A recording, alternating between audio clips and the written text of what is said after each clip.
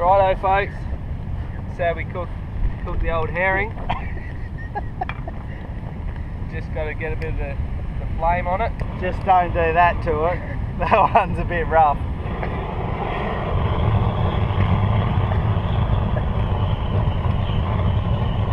And that's got to be healthy, doesn't it? I reckon. Yeah, like burning away all the carbs and calories and all that. And the flavour. All the sugar. Yeah, there's nothing left but raw bone. Oh, got to get it sizzled.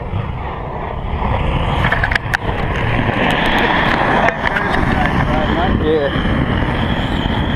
Bit of close-up action. Yeah, for the folks at home. Yeah. Tuning into YouTube. This is how you do it. Exactly like that. Oh, look at it. Healthy. If you get the heat on it real good, you can peel the skin right off it. Look at it crackling away. That's got to be healthy. If it's not, it'll kill you.